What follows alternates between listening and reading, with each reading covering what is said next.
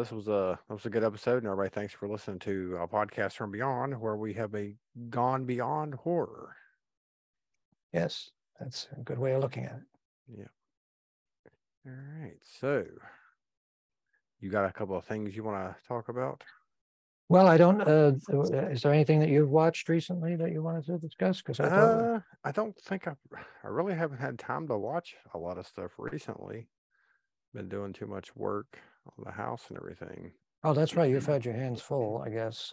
Yeah. There was this fuss about the Sight and Sound poll. I don't know if you've been paying attention to that. Every 10 years, Sight and Sound magazine comes out. I guess they're part of the British Film Institute. They come out with a list of top 100 films. They have a list that is done by critics, a poll of critics, and another list that's a poll of filmmakers. Right. And this year there was a bit of a shock because Chantal Akerman's film Jeanne Dielman, which has a much longer name, but it's all in French, so I'm one of the uneducated people that we were just talking about. But it's 3.5. I've seen it a long time ago. I've actually watched it a couple of times. It's a 3.5-hour movie, roughly it might be like roughly 3 hours, right, of a woman, Jeanne Dielman, played by the actress who was in Daughters of Darkness, whose name will probably occur to me in a moment. Yeah. But it's basically following this character. She goes through her daily routines, preparing meals, making meatloaf, going to the stores, dealing with various other things that she has as part of her daily routine. So this came out as number one. It displaced Vertigo, and there was a lot of uproar about that. And turns out that Sight and Sound had actually employed some sort of public relations firm to see if they could somehow change the rules of the poll or change the participants, right, so that they could get films that had more of a feminist or progressive angle to them, films that weren't done by white men. And this, of course, upset a lot of white men. Yeah. She actually ended up with 2 films on the list. The other one is rather an unusual film as well. It's called, I think, Postcards from Home or something like that. And it's basically images of New York City around sometime in the 80s, I guess, with her reading letters that she got from her mother over these images. So it's 90 minutes or 2 hours of that. Yeah. I found both of her films very hypnotic and very impressive. The problem is that both of them are sort of reactions to the way movies were typically made, especially Jeanne Dielman.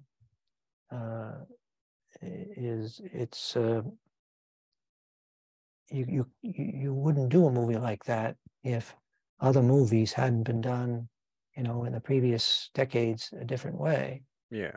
And so, in a sense, I don't think even she would have wanted to see that come out as number one, because I think she probably would have said, this is going to bring the wrong type of attention to the movie, right? Because now you have a whole bunch of people saying, no, it's not the best movie ever made. And clearly it isn't. I mean, I don't think she would ever have claimed that. From a technical standpoint, certainly it's not particularly impressive. It's a well-made film, but it's nothing that Spielberg or Kubrick or Scorsese or any of those folks would have been knocked out by. Yeah, it really was. Well, what do you like? What's your feelings about like top 10 lists? Like, if I done a top 10 list, and I'm going by technically superior movies, plus I'm also going by just movies that I liked personally. It's going to be different than your top 10 list. Oh, absolutely, right? Yeah.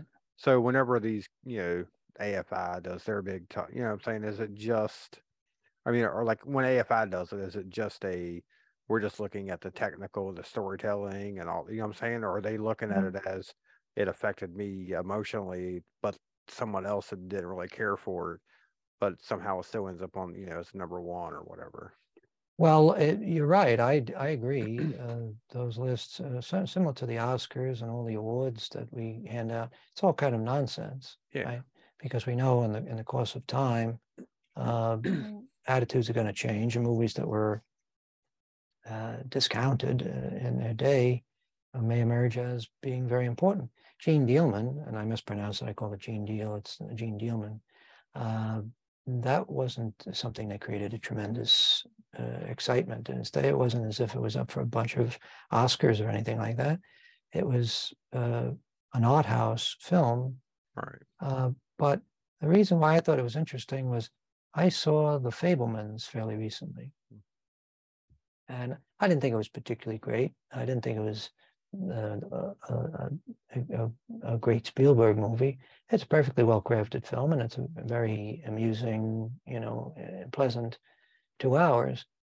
But the thing that struck me is Spielberg is the epitome of the Hollywood movie maker, right? He's the most successful, perhaps with the exception of James Cameron and George Lucas, Right. most successful filmmaker of all time, at least in commercial sense. I would say artistically, he's made some very impressive films as well. But part of the premise of this film, the film Fabelmans, which is a slightly fictionalized account of his childhood, how he became, growing up with his family and the problems in the family, how he became interested in filmmaking. And he shows his family taking him as a young boy to see The Greatest Show on Earth, which was a Cecil B. DeMille movie about the circus. And there's a scene in that apparently particularly amazed him when a circus train hits a car and derails, and there's train cars going all over the place, and this just knocked young Spielberg out. It was an important key moment in his childhood. And after that, he starts using his toy trains at home and the home movie camera to try to recreate that scene. That's what started him on this course of becoming a filmmaker. And I thought, well, there's the difference, right? Spielberg, for all his flaws, is making something which is all about spectacle.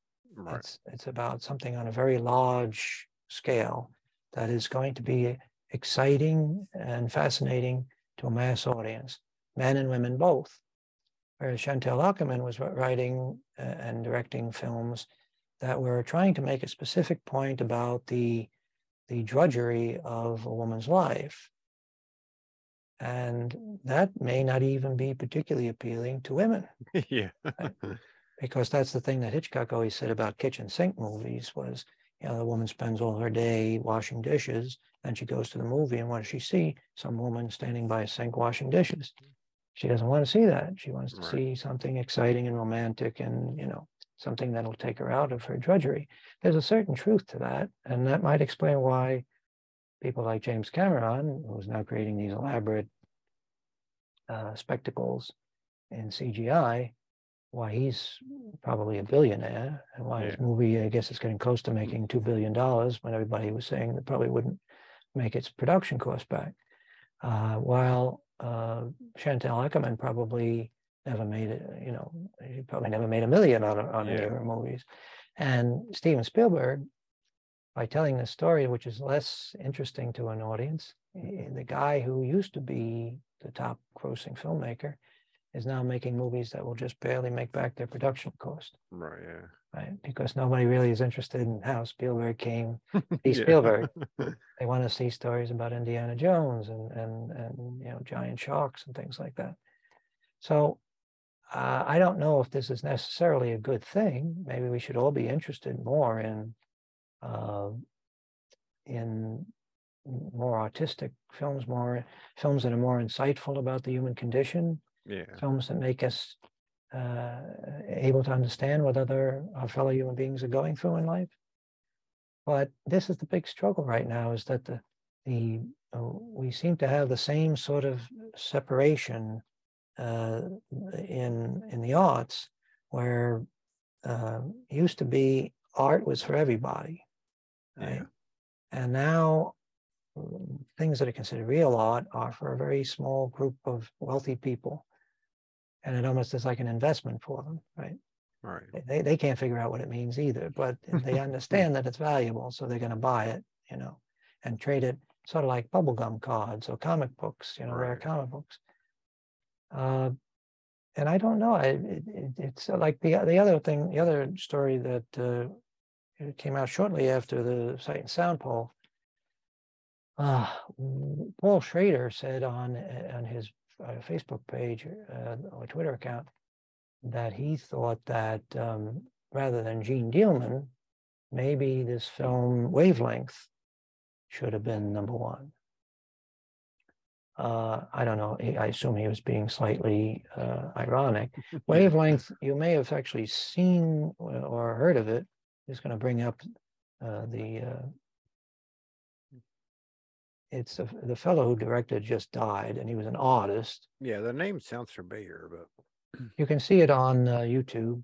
The artist's name was Michael Snow, and he was considered a very important artist. And there were a lot of news reports when he died about just what a significant artist he was, even though the mass of people probably never heard of him. right, yeah. Wavelength is basically one shot of a room. Oh yeah. As the film goes on, the camera zooms in. Zooms in on a painting. Yeah, on a painting, Yeah. right. And I think at some point the sound starts to change. And anyway, it's a movie that most people would, the average person wouldn't even consider it a movie. That's probably true of Jeanne Dielman too. Yeah. Even though Jeanne Dielman is done in a much more traditional, conventional way, most people would say, well, I got the idea after 5 seconds. Yeah. Why would I sit through the whole thing? And it's sort of similar to the things that Andy Warhol was doing in his day, Empire State, which is, there's so many hours of a shot of the Empire State Building and things like that. So there seems to be this sort of I hate to characterize it as an elitist thing, but that's what I was going. That's the exact word I was going to say. Some folks who seem to want to establish their bona fides as an intellectual by saying, "I saw this movie, and I understood it, and I enjoyed it, and I think it's a great movie," a movie that most people wouldn't even recognize as a movie. Yeah. It's not that they would say it's a bad movie. They say it's not a movie at all. It doesn't have any of the components of a movie that they would recognize. So this is an interesting time to be around because we're undergoing another change now where there is this great difference between the bulk of stuff that people are watching, the bulk of visual entertainment that people are watching, which is on platforms like YouTube, stuff that's made by other people. Right. And that's developing its own language. And then you have these big Hollywood spectaculars, these superhero movies and science fiction movies, which are entirely generated in a computer or many computers. And then you have this fairly small indie art film scene where more personal dramas, intimate human relationships, and stuff that the average person would turn up, roll their eyes at. And those are the ones that end up on the top of these lists or end up getting all the big Oscar nominations. I mean, that's always funny when you see the Oscar nominations come out. And nowadays, it's like 10 films. I haven't seen any of them. I haven't seen or even heard of yet. Oh, or even heard of them, right?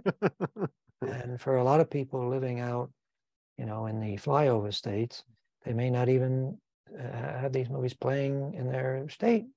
They may not be available to them. Because that may be one advantage to streaming is that these movies can pretty quickly end up on streaming. So everybody does have access to them ultimately. Yeah. But I don't know if that's going to mean that they're necessarily going to be more popular.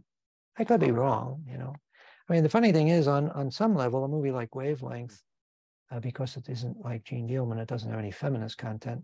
A lot of the bro type folks might actually get into Wavelength, because it doesn't have anything philosophically or politically that they would object to or they would find threatening. Jeanne Dielman is. And plus, if movies like Wavelength or the first movie you talked about, Jeanne Dielman, if it's not telling a narrative in like a linear, or like just telling any kind of story, at what point is it just art and not a movie? You know what I'm saying? Right. Well, that seems to be the question that these filmmakers were asking, these artists, filmmakers were asking, Yeah. is what is a film? Why does it have to be done a certain way? Why are we still making movies the same way we made movies in the 1940s? Yeah. And it's a valid question. When we talk about the Time Machine or any of these other films that we've spoken about on this show, there's always this question of the role of women, right? I mean, that's a constant thread. And when you get into the 60s and 70s, filmmakers start to say, well, why are we still seeing women portrayed the same way as society is changing and women's role in society is changing and people are questioning how society handles the war of the sexes as it used to be now? Why are we still seeing the same stuff in the movies? And in the movies, it was so entrenched that it wasn't even questioned most of the time. I mean, it was an unusual thing if you had a character who happened to be a woman who had any ambition other than to be married and a housewife and have children. So again, that's a reason why H.G. Wells was ahead of his time, because he was actually writing stories about women later in his life that were bucking the system in a way. But class, race, and sex seem to be the things that mainstream movies they're not avoiding, but they're trying to give us certain rules. They're trying to teach us how to behave about these ideas, about these issues. Sometimes the messages that Hollywood product sends are actually pretty good messages for the masses. There's the thrust of a lot of movies is that the idea of like the 60s mantra, make love, not war. That's not a bad message to send, right? Right. Unless you happen to live in a time when you have to make war, and then you run into that problem that that character on that episode of Star Trek, City on the Edge of Forever, another time travel story, Right. where you have what's the name? Edith Keeler, character played by Joan Collins. And to me, and that was an episode that was written by Harlan Ellison, who I expressed my dislike of him as a person, but I have to admit he was smart enough to come up with probably one of the most important characters in the history of Star Trek. Because that's a character that we see over and over again throughout history of people like that who are right, they just are right at the wrong time. She came along with a message of peace at a time when everybody should have been ready to fight Hitler, right? So, yes, everything she believed was true, but she wasn't the right person for that time. Right, yeah. And I think we see some of that now as well, right? All the folks that on the left that still seem to be talking about making peace with Russia, and surely we have to negotiate, surely we have to, you're in the wrong time, Oh, yeah. This is not a time to negotiate. I mean, he's made it clear he's not interested in negotiating. Somebody who's shooting missiles at apartment buildings, killing men, women, and children indiscriminately. That's not somebody you can negotiate with. No. And if you were to negotiate with him and he was able to gain anything as a result of his actions, then it would simply mean you'd be doing the same thing 5 years, 10 years from now. Right? Yep. That's the problem, that we live in a world where there are people who aren't as nice as we are. Right, yeah. And we may not be so nice either if we look back at our own history. So this is the other thing about the current trends, is this desire to sort of expunge the history, eliminate any reference to racism, slavery in education. Yeah. And now trying to make ourselves look better. Right. No reference to our treatment of Native Americans. And even now going to the extent of saying they're going to try to expunge the record so that Trump's impeachments won't be part of his record anymore. That is sort of like a forced ignorance, trying to deny what has happened, deny the facts. And, like I say, it's scary that we're going through this all again. But But anyway, as far as And on top of that, they want to take your gas stove. they want to take your gas stove, right? Well, it's funny because if maybe this is maybe we should learn something from this. When the government says that they're going to push these things through, everybody gets their backup. Yeah. Maybe we should just let these things, find other ways to make it impractical to own a gas stove. I mean, I don't, for me, I use microwave all the time. I don't give a shit about, the gas stove. But if you want to sort of move people on from these things, the best way to do it is to just make it harder and harder for them to use those things.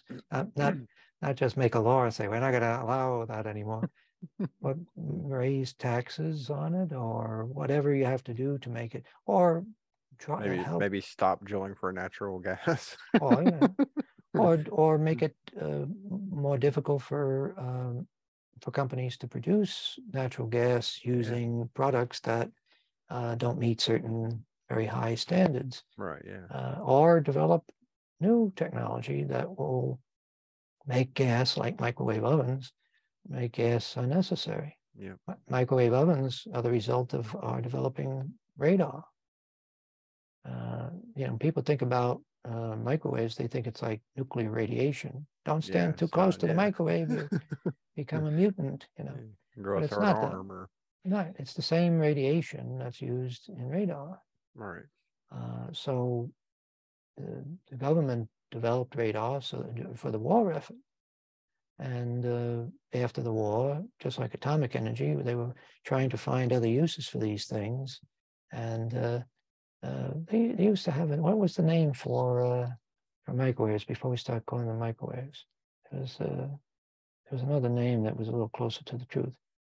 Anyway, what's my point? Can you help me? Well, I would get rid of the gas stove. Well, yes, get rid of the gas stove. I would recommend both Fabelmans and Jeanne Dielman. Jeanne Dielman is probably available online. I suppose now, after it's been picked as the best film of all time, it's probably available everywhere. Should be available somewhere, yes. The other issue that I see being discussed online is Edgar Wright directing this McDonald's commercial. And I see a lot of people saying, oh, he shouldn't be criticized just because he did a McDonald's commercial. I mean, David Lynch did a commercial for shampoo. Right.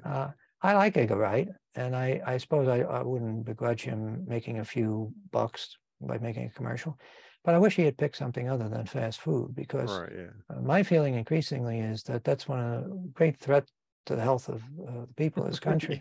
There's no doubt in my mind that it is unhealthy to eat McDonald's and Burger King and all that. Right. Every day or even at all, to be honest. I had gone for a long time with a very strict diet that eliminated pretty much all processed food and all added sugar foods. Any sugar I was getting, it was from fruit and vegetables. Right. And over the holidays, because people around me were getting gifts of candy from their bosses and things like that, so I end up starting eating candy, and it made me sick for a month. We don't need that stuff. We don't need McDonald's hamburgers with sugary buns and sugary ketchup and whatever that other glop that they put on it. Consumed with a giant bucket of sugar water. We don't need that in our systems, and it's not going to be good for people. Young people maybe don't realize that, and maybe even Edgar Wright is still young enough, or it hasn't occurred to him yet that stuff is no good for you. But I would say, you're going to do commercials, do it for cigarettes. There you go. I mean, nobody ever said that shampoo, I mean, I'm sure there's chemicals in shampoo that we don't need to be exposed to either. But for the most part, shampoo is not going to bring about too many deaths, I don't think. No. It's a pretty harmless thing. But McDonald's hamburgers and other fast food stuff you actually put into your system. And so it is going to. I've gone like months and months probably years without eating it. And then one day I'm just like, well, let me go get some McDonald's. And it's just like, sluggish, and it's so heavy. Yes, it does have that effect on you. I have to say, they're delicious. Oh, yeah, they're good. Which is why we want. Yeah. Right? but they're designed to be delicious. That's the Yeah. problem. They're designed to make us eat something that is unhealthy because it's so tasty. And the same is true of, like, we may have talked about this before, about how you buy a jar of peanut butter that's just peanuts. That's just ground roasted peanuts. And it costs more than the national brands that have peanuts and all sorts of oils and honey and sugar and high fructose corn syrup and God knows what else. Just logically, how is it possible that something that has all those extra ingredients, each one of which must cost something, is cheaper than the much cheaper than the stuff that's just peanuts? And the answer, of course, is all that sugar means that more people are buying it, and the more you sell of it, the lower the price can go. And when you lower the price, even more people buy it. Right? Because instead of that person who probably already has a gut out to tomorrow, instead of them just buying a little jar, they go into the supermarket and say, well, I like that. That was tasty. I'll buy the big jar. Let me get the 5-gallon bucket of peanut butter. Well, maybe two. Yeah. We'll never be without it. And if you have it, you'll eat it. And so you have to, or to go bad. Then you're throwing away half of them. Yeah, well, the truth is with that stuff, it we got to probably eat will 5 survive gallons of peanut butter in a month. Well, it's going to go bad, and we just throw it away. That is the great genius of that sort of buy in bulk approach. Yeah. Is that they realize that if people buy something that's twice the size, they will go through it in the same period of time. Oh, yeah. So if they have it, they'll eat it. Yep. Unless they have one of the food saver bags, which was like the big infomercial when I was growing up. The food saver, buy in bulk, and you can freeze all your meat. Oh yes, I remember that. Yes, I just feel like they were in cahoots with the Costco's of the world. Well, hey, tell everybody to buy in bulk, and they can use your machine to. You just freeze everything for the for the apocalypse. Well, anything that adds, I mean, one of the reasons why people don't buy in bulk usually is because it adds so much extra work. You have to find a place to store the stuff. Storage, yeah. And you usually, if you're buying in bulk, like things, especially things like meat or stuff like that, it has to be frozen, which means you have to defrost it, and so people like stuff that's ready to eat, and the ready to eat stuff is probably the most damaging to our health. Yeah. So, but we do buy some stuff in bulk here, like paper towels and stuff like that. Yes, well, that sort of makes sense. Yeah. You're not going to go through too much. Although you probably do find that you use more of it if you have it on hand, right? I don't think I do. No, well, you're more disciplined than I am. Yeah. I find that if you're down to like the last few sheets on a roll of toilet paper, you're going to use them very carefully. Yeah. Because it means when you run out, you have to go out and buy more, which you don't want to have to do. But anyway, they got us over a barrel, right? Oh, yeah. There's no point in complaining. But Edgar Wright should probably try finding something. I'm sure you could find, even if it was doing something like cars or something. I mean, it probably paid the most money though. McDonald's, yeah. And I guess it's only being, if I'm not mistaken, it's only being seen in the UK. Where they have healthier McDonald's. Maybe they do. I don't know. I think they do. I think that because there are laws over there, I think don't allow for as much of the, I guess, sodium and MSGs and all that stuff in their food. So commies. They have like better menus over there. Yeah. It's not. They don't have the freedoms that we have, the liberty that we have. That's the master stroke, right? They frame the consumption of garbage as a question of liberty. Right. Yeah. We have the freedom. What do you mean I can't buy a gallon of soda? Right. Or taking away. That's my constitutional right to be able to drink a gallon of soda. They don't want the nanny state telling them that they can't kill themselves. Right. Yeah. Even though the nanny state picks up the tab when you end up with, heart disease or diabetes or cancer. At some point. I remember hearing that story. I think it was actually in New York that started whenever they banned the fountain sodas bigger than like 20 ounces or something. Yeah, on the Bloomberg. Because 7-Eleven had like the 32-ounce super big gulp or whatever. Right. And like New York had actually banned those, and people were in an uproar about it. Yeah. Well, people seem to mistake commerce for free expression. Yeah. I mean, there are laws. There've always been laws on what you can sell, right? I mean, some people might say, well, that's a little extreme when you start regulating soda. But maybe if we had been regulating it all along, maybe we wouldn't have so many people who are obese and Diabetes. with diabetes. Yeah. So, I mean, that's not a pretty picture the way things are panning out, because the demographics are skewing in such a way. So we're going to have a lot of old sick people pretty soon. Yeah. And And no one to pay for it. and right, we don't have a national health system like they do in England. So there's a lot of folks that are just not going to seek out healthcare because it's too expensive. They're just going to die at home I guess, yeah, with their super big gulp in their hand. right. Or they'll wait until they get so sick that they end up going in on an emergency basis, in which case it costs everybody much more. Yeah. That's So, what people don't. I think that's what people don't understand about free healthcare, why we need it, and why it's so important. well, You're going to pay for it anyway, so right. Yeah, why not you're pay not for going it? to Why not escape. just put a little bit of money up front so everybody can have healthcare instead of waiting till now you got to pay for somebody's $15,000 surgery that they could have avoided. Right. And the whole, of course, the American Medical Association, going back decades, they slowly adjusted the way things are done to make it as profitable as possible for everybody in the medical profession. Yeah, Right. I see it all the time on Facebook. Huh? You see people on Facebook all the time complaining about how free health care for everybody's not. We don't need that. I'm not paying for this and paying for that. And then a few days later, you see them posting, "Hey, give money to my friends to GoFundMe because Right. they got pancreatic cancer." And I'm like, well, Right. that's the free health care you were just complaining about 2 days ago. So That's right. Yes. the So same thing. I mean, in a way, that sort of phenomenon is similar to the gig economy, right? Yeah. I mean, I remember when Uber and things like that started to come along, I heard some people say, "Oh, this is great. Now they're getting around all those regulations that are preventing, like in New York, where it cost $1 million to own a cab medallion. All right. So we're getting around all that." Say, no, you're really just getting around all the rules and regulations that protected workers. Right? Yeah.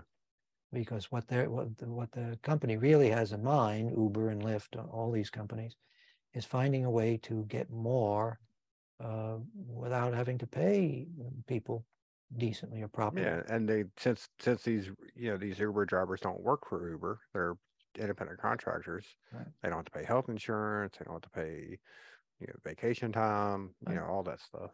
They don't have to give a shit about their employees at all, Yeah. and that's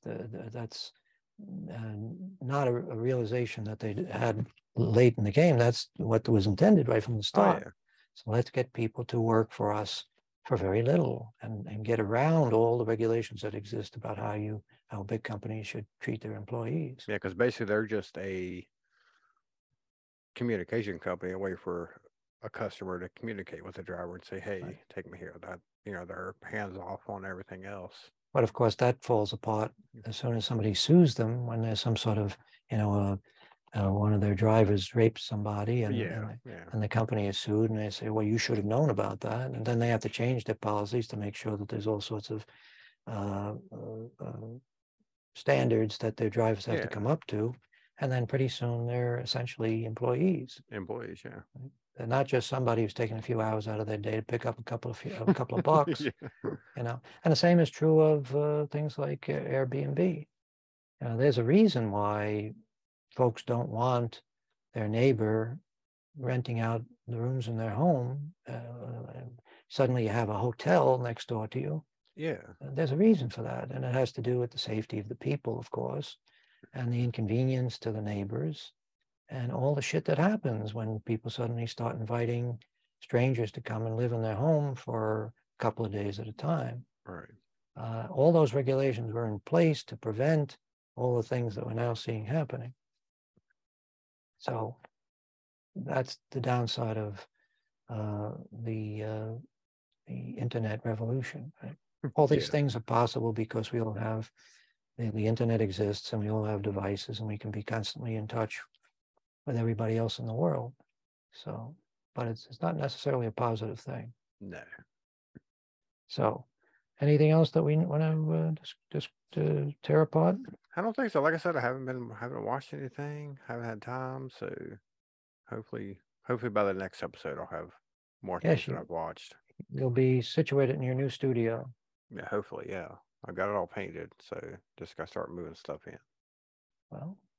Well, I look forward to seeing the new place. I'm sure it'll be more exciting than what you have behind Oh, you I'm now. sure. Yeah, I'll still have a cat there. I'm sure Oh, is there a cat though. back there Somewhere.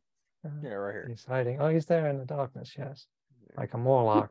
Yeah. I was gonna say if she would turn around, we'd get her eyes to glow like There that. you go. That would be perfect. Yes. I can't. I shouldn't be talking. I've been using the same crappy curtain for my backdrop for a while. So maybe in the coming months, I'll come up with Change it up something a little bit. more exciting. Yes, Yeah. if I live long enough. Yeah. But all righty. Well, that's all I got on my chest. I feel better now. All right. As long as you feel better, that's all that matters. I don't know what the hell I said, but Yeah. this is sort of like therapy for me. You know, There you go. I Yeah. wonder why everybody isn't making their own YouTube videos, and I realized that probably the reason is because some people are afraid of making a fool of themselves. Probably. Apparently I don't care care. about Yeah, I it. don't care either. So here we are. I'm just gonna say whatever I want to say. I don't care. There you go. Until I'm editing and I'm like, well, I probably shouldn't have said that. Let me take that out. I noticed the cat moved away when you said that. Well, you're on your own, pal. Yeah. All right. Yeah, we'll definitely do this again sometime. So, like I said, I'll have more free time coming up soon. Be able to do these more often, I guess.